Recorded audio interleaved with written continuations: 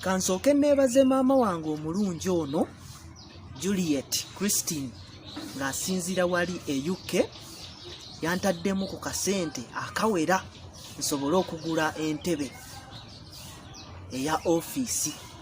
Jjukira nti nno ndi mu kuyiiyayiiya okulaba nga nfuna ofiisi naye nga ebintu bingi nnyo ebibulamu. Naawe kennyini ali eyo osobola okugamba nti nno owaayi Roger kamuweerezeeyo nange oba akamu oba ataano asobole okwekulaakulanya n'amawulire gennyini nsobole okubeera nga batuusaako obulungi. Ekyo nga nkimaze, olunaku olwaleero Sseggirinya Muhammad eyakutte bendera ya Nuupu mu Kawempe North kyakoze Latifu Ssebaggala mu kibuga kye kyabadde aduumiriramu era kyabadde afuga kikambwe nnyo. Sseggirinya Muhammad ayuuguumizza ekibuga kino Kawempe North era abantu kati bamutegeera lunwe. Abantu bamwagala okufa obufi n'ebyo byennyini byabadde abakolera bamwebazizza bamukoze kikale kugamba bamusanyukidde nnyo okubeera nga yagenda okufuuka MP owa Kawempe North ng'akiikiridde ekibiina kya Nuupu. Abantu basanyufu olwa Sseggirinya. Kaakati Latifu Ssebaggala jjukira nti naye yasazeewo akomewo ku kyobwa MP mu Kawempe North naye ate Sseggirinya alaze amaanyi. Sseggirinya akira ku Latifu Ssebaggala kati we twogerera.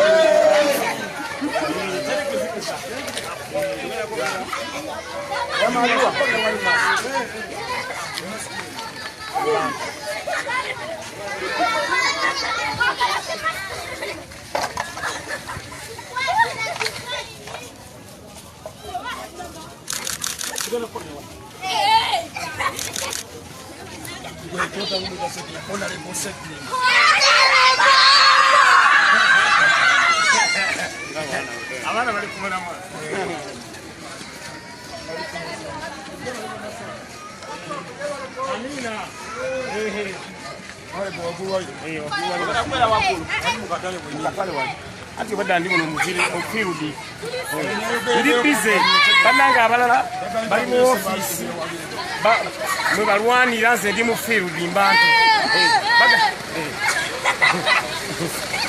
boreka mu kuspread nze ndi mu field nkola bana ni jebali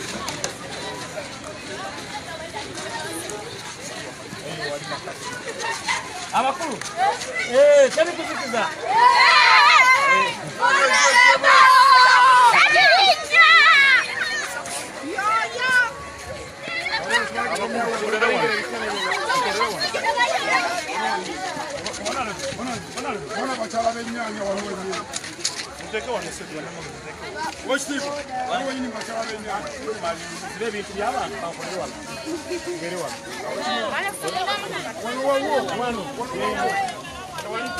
Eka tunaichuma tunakola tena tabenda wano tunaimeza wano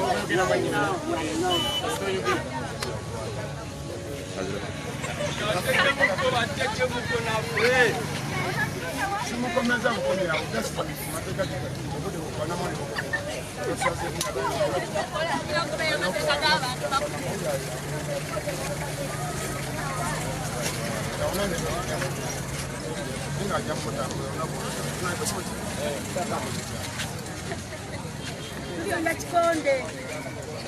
People power. People power. Tuzinga Chikonde. Veramu bino byennyini.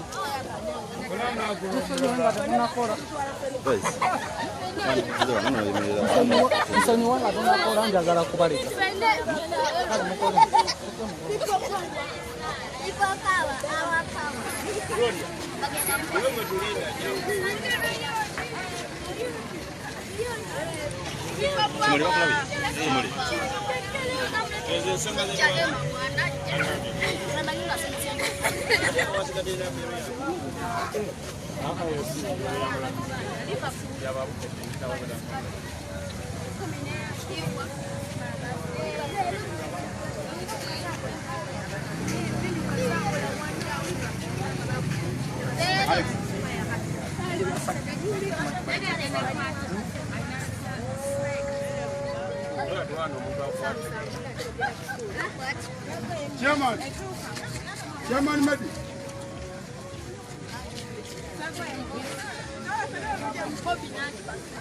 Chairman Medi.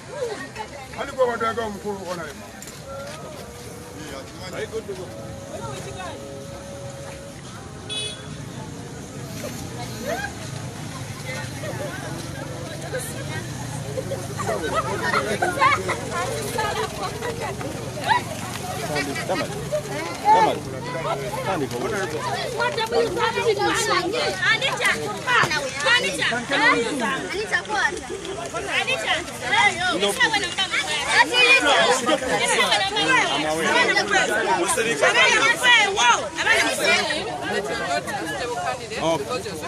No problem.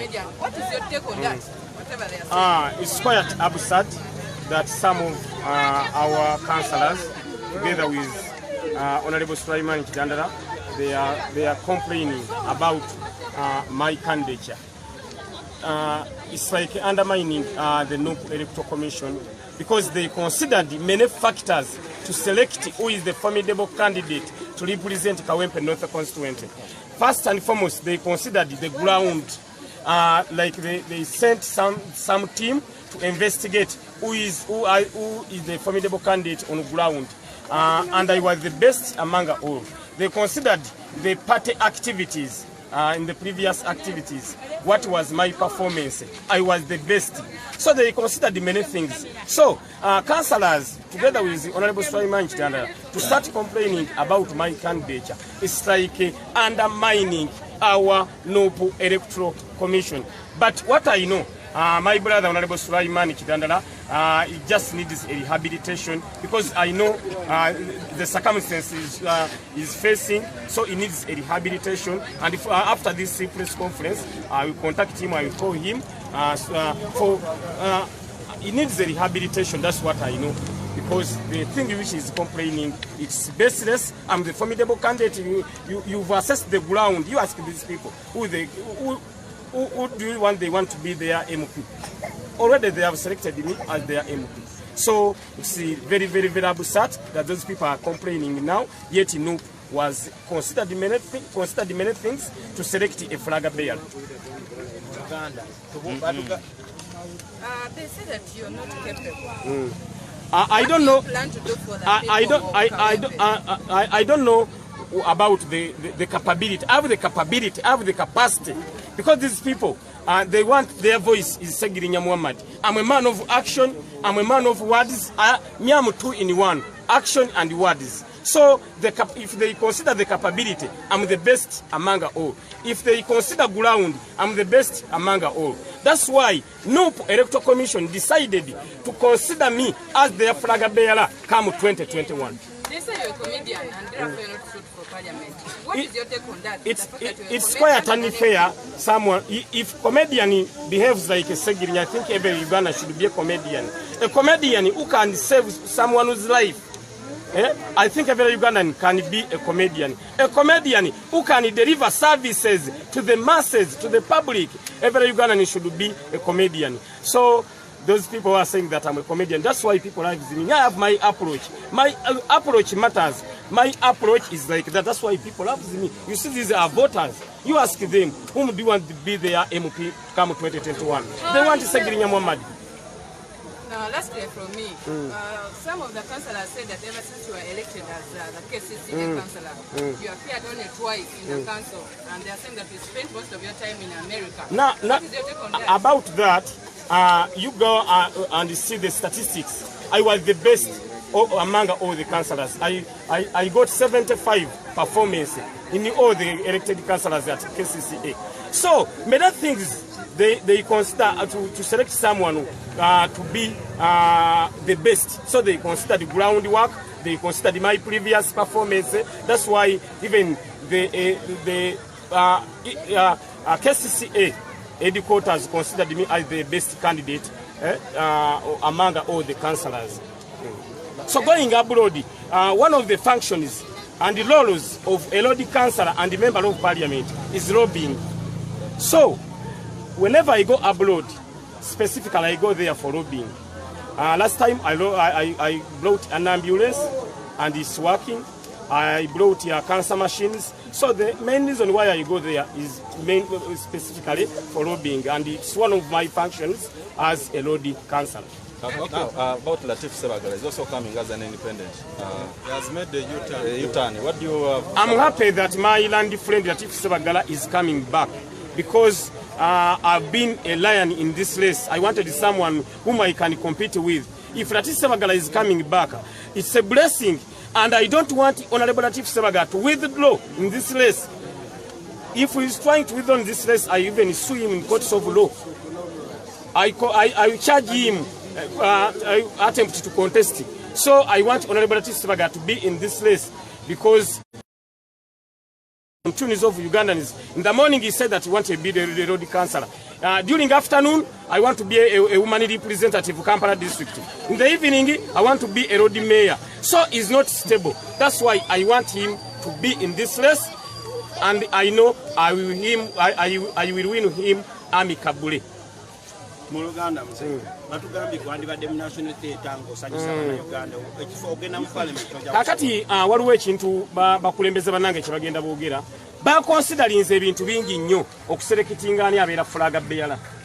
Bakonsidalinze ground, ne bakonsidalinga party activities, ne bakonsidalinga previous performance, ate n'ebibuuzo ebirala bingi nnyo.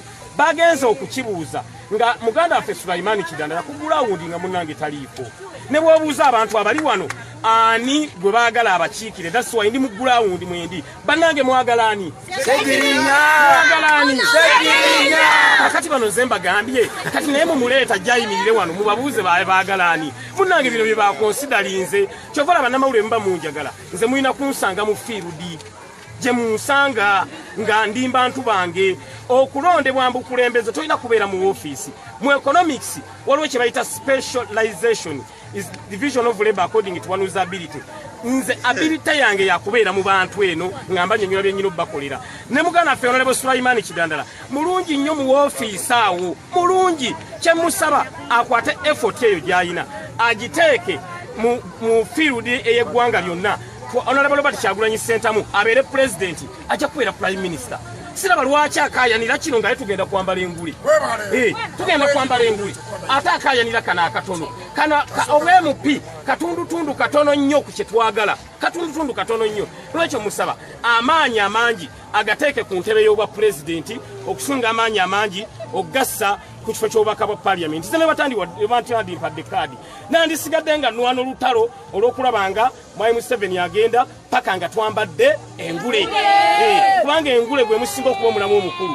Naye osanga omuntu ayomba sifunye bwemupi, sifunye bwa kansala, sifunye eki. Kitegeeza ye okujja eno yali anoonya kifo, yali tayagala kiri kinene. Kyova olaba bw'ataafunye kifo kati munyiivu nnyo, atandise okustage managinga bakansala beekyange banyiige. Munnange akkirize Kisegirinya akaluge kwakwata naye kyemmanyi muganda waffe oyo asaana kubudaabudibwa mpita muganda wange jjajja w'obusiraamu Kasimu Nakibinge kwa kungulu bw'ofuna akadde mukama wange nkubirira ku muganda ffe Kidandala asaana kubudaabudibwa nange era bwe mala firudi ngenda mukubirako mugamba oli otya muganda wange byoyitamu mbimanyi naye tukolere wamu ku lw'obulungi bwaki bwakawempe ne baganda baffe aba edikota mumukubireko mumubuulire bambi byayitamu tubimanyi mbeera nzibu kiseera kizibu kyalimu naye asaana bambi okukola ki okubeera nga abudaabudibwa kyovola baŋŋambye ti muganda ffe oyo asaana kati kumaakuma bwatumwetaaga bw'ataakumeekumibwe ojja ssanga ate ng'ekyanga akoze ekirala kuba kati bakansala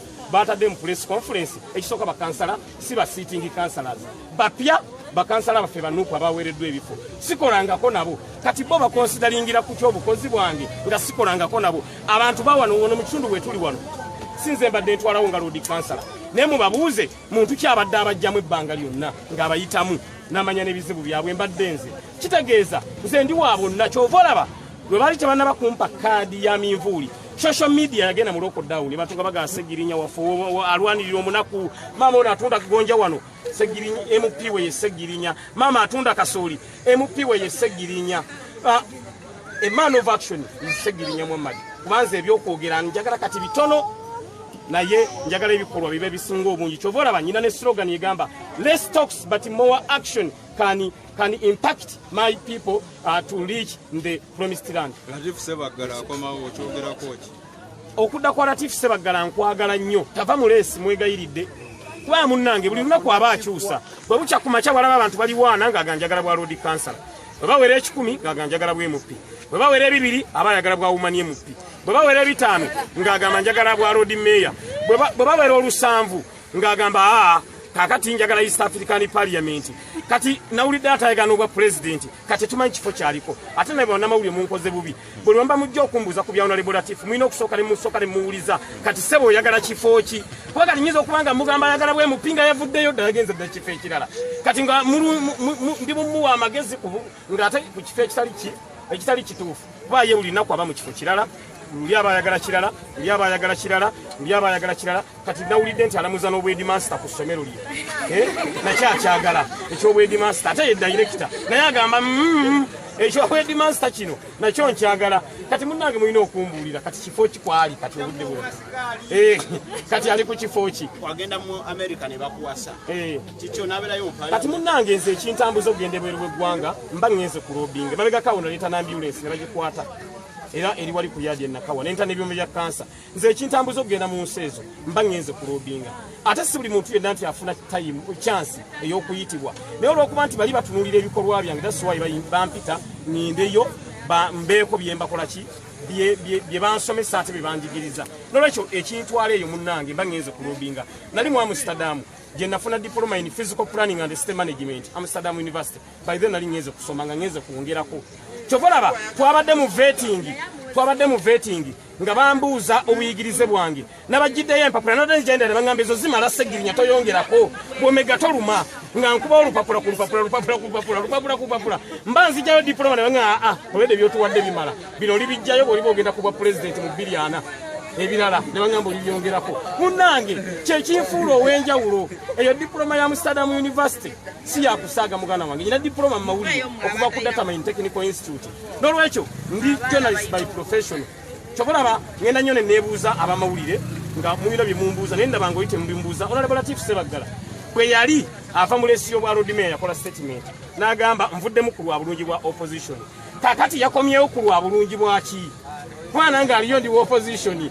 It's a contradiction omuntu mba mulina omubuuza kino wayogera bwoti waki okola yutani ne mwakiyiseeko ne ngaba namawulire bange kiki kyovola njagala nnyo okulanga bannamawulire olunaku olumu tufunamu obudde twogeremu mbabuulire bibuuzo kibe mulina okubuuza omuntu nga mumubuuza so yembeera eyo naye nga kyenjagala okubategeeza kyensolo ku kizigo kweri kakati abantu bekampe biki byogenda obakolera ekisookera ddala abantu bekawempe balina obuzibu bw'ebyobulamu Ndoza mulaba wano wetuyimiridde wonna myala biki bino byonna tulina okubeera nga tubikolako okulanga abantu baffe babeera mu mbeera eyeeyagaza MP obeera voice of the voiceless ku bantu b'okiikirira kati emyalanga gino gyonna mbeera ddoboozi eryokulaba nga abantu bange twogera biki byengenda okubeera nga mbakolera ekisooka mu nnaku 10 ezisooka mbantu bange mbasuubiza okubeera nga tugenda kunoonya buli mukyala muno n'omwami alina ka bizinesi akatono tukempowalinge. Abantu bano beetaaga empowerment. Bamama bali awo batunda menvu, batunda ennaanasi, batunda ewummonde, beetaaga empowerment. Bw'okwata akasente kano akatuweebwa kabayita Constituency Development Fund n'okaleeta n'okawa abakyala bano oba bataddeko ettaffaali ddene nnyo mu nkulaakulana. N'olwekyo ngenda kulwanirira empowerment eri abakyala. Ekyokubiri, ebyobulamu wano mu Kampala ne mu ggwanga lino okutwaliza wamu. Amalwaliro ga gavumenti temuli ddagala. Ngenda kulwana okulaba ng'eddagala libeera malwaliro ga gavumenti. Ate nyina ekintu kye njagala okulwanako ennyo. Omusaala gwa memba wa parliament gukendeereko. Omubaka wa parliament oyinza afuna miliyoni 25 nga omusomesa afuna mitwalo 4 n'omusawo wabaawo obutali bwenkanya. So nyina okulwana kye bayita minimum wage.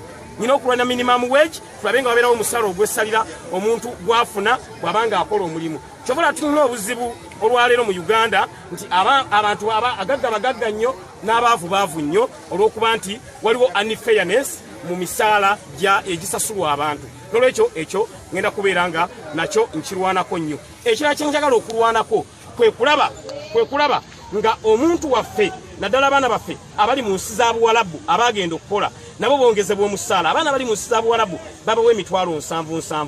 Omubaka wa parliament osobola okuyingejinga ministry ya Labour n'oyingejinga ne babaka banno ne muleeta matter of national importance ku fulo ya parliament noga abaana bano bafuna obusente butini. Obusente buno bafuna sente zibongezebweko. Eyo issue ngenda kugirwanako nnyo. Kyova olaba bannayuganda bali mu diaspora bamanyinga MP waabwe. Ngenda kubeera 2 in 1 MP wa diaspora ate MP owa Kawempe North Constituency. N'olwekyo eyo ensonga nayo ngenda kubeera nga njirwanako nnyo. Unemployment mu bavubuka baffe tebalina mirimu beetaaga okukola. Omukulembeze osobola okulobinga mu KCC agent n'akatwalayo abaana abakola abawera ebisatu ngamba lobingira mu kwera mu kukola ki. Kati bwe naafuuka ate omubaka ennamba egenda kweyongerako ey'okulanga ndobingira abantu baffe abavubuka babe nga basobola okukola because olwaire nga baye emirimu sinnenkanya emirimu bagiwa balondemu ekyo tukyetaaga. Twetaaga maama aweeredde omwana we abe nga asobola okubeera nga afuna omulimu naye nga banyene ey'emirimu n'owo omwana wa ssengawo wajjajjaawo naye nga waliwo abaasoma nabo abaabwe tebakola. Ekyo Segirinya byemu kubindeese okubeera nga nnwanyisa n'okwempoweringa gundi gye nnyina association bagita Uganda Youth Mission against poverty. Njigiza avuko kola kando kola paper bag sabunyo w'amazzi gundi eyo njagala nayo gyempoweringa. Tubaye tulina abavubuka 3 njagala tugyempoweringe eweza abavubuka abawere 2 3 tulabenga tusobola okuyamba abantu baffe okubeera nga bayiga okukola sabuni ow'amazzi kando paper bag because go beera first customer nga tonnaguza ate bantu balala. Ekyo nakyo Segirinya kiri mu plani yange. Kyenjagala okusembyayo okuteekawo home care Segirinya Muhammad Foundation. Tulina abaana baffe abafiiridde mu struggle naye ne baleka bamulekwa. Eyo foundation njagala okulanga bamulekwa abo bonna mbateeka mu foundation eyo. Ne abaana abalala abatayina buyambi tubateeke mu foundation eyo. Tuteekemu ebitanda, tuteekemu abasawo, tuteekemu abasomesa ng'omwana waffe asobola okubeerayo n'asoma. Ne bano abaana baffe abantu baffe abafiira mu kiswago ne baleka bamulekwa abo nabo tubabudeebudde kwegamba kiri ekyokubanga yafiirwako maama we bataata we tukimuggyeko abenga asobola okubeera nga amanya nti waliwo ate emikono emirala egy'abantu gye nnagwamu. Ekyo nzize nkikola ebbanga lyonna era bye bimpadde amaanyi. Ebyo nzize mbikola naye mbadde mbikola lokale ne kati njagala bikola nga nyina kye bayita foundation gye bayita Segirinya Muhammad Foundation. Ekyo nakyo kirooto kyange.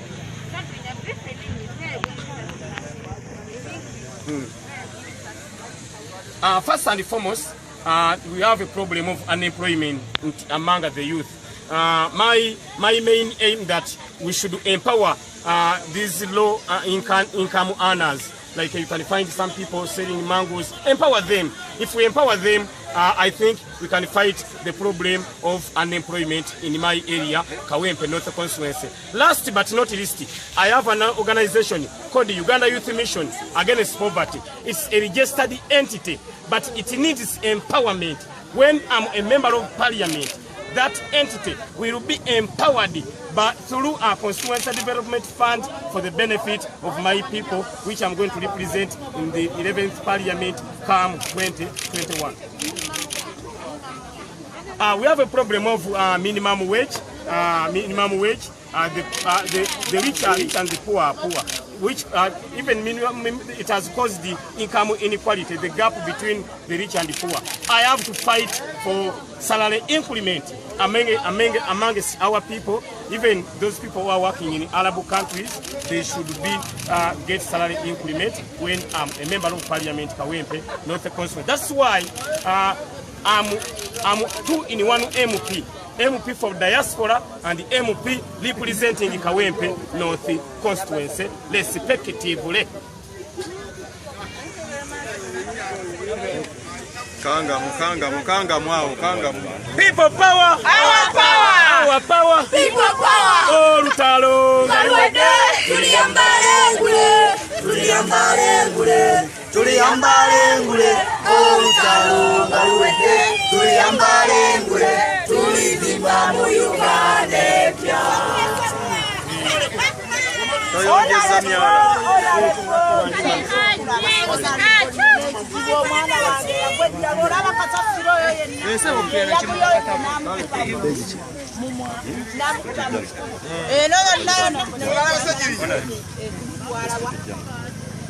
Mafia.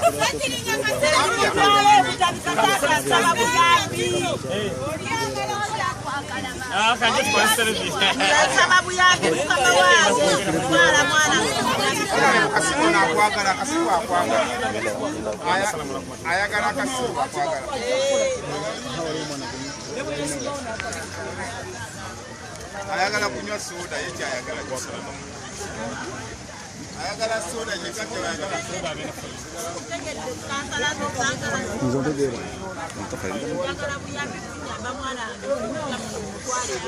Aliwa, yalwa mwana. Omwana wali obwedda atambula muno. Kale tugenda ko. Naye ng'embeera yo si nnungi singa namutwala dda ebbaluwa zino nzirina. Poliisi bansaba emitwalo 7. Nga sizirina. Oziraba ebbaluwa ssebo. Ebbaluwa oziraba. Ebbaluwa zino nazifuna dda. Naye nga kizibu kya ssente. Bansaba emitwalo 7. Yabo. Yakubulirako omukulu Segirinya. Akalulu kayimiridde katya wano. Akalulu wano weekali. Era okusinziira ku bikolwa bye bagenze batubuulira Honorable byasobola okutukolera twagala tumuteekemu obwesige tulabe nti anaatuukiriza tabeere nga Latifu Ssebaggala bwe yajja muno n'atusaba akalulu ne tumuwa akalulu naye n'atwerabira nze mwennyini ayogera yatandikira wange nemuwa akalulu nenkunga abantu bange bonna nembayitamu nempita eno nempita eri bonna n'alya akalulu si mulundi gumu si gwe gusoose si gwe gwokubiri naye nga tatujjukira tatulabawo ayina bwakuŋŋaanya abantu eyo ekyebando n'abawa emitwalo 2,500 olwo abaakuyambye kola ekintu ekiyamba ekitundu kyaffe ffe tusobole okwekolera tubeere nga tukulaakulana ebyo ebigambo byange omulala aliwo ayogera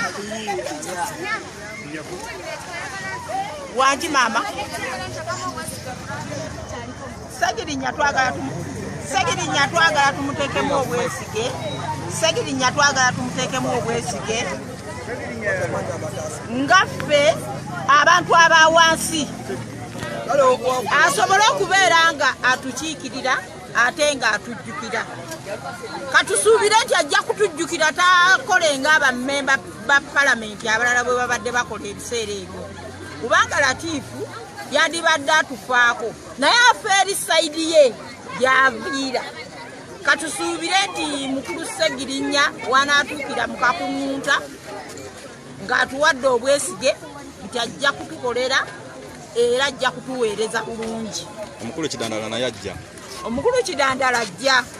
Omukulu Kidandala abadde akyabuzizza amaanyi tannateekawo kiraga nti nno agenda kujja kubanga bwe yajja muno mu Angola yajja n'atugamba tukole obukiiko ne tubukola tukuŋŋaanya abantu abagenda omuwa akalulu agenda tukiikirira naye amaanyi sigalaba atusuuliridde situmulaba bwajja okiwulira nze gwendaba nga anaayitawo gwe ŋŋenda naye anaatukolera gwe njagala saagala muntu wabula twagala anaakola okiwulira gwe twagala anaatukolera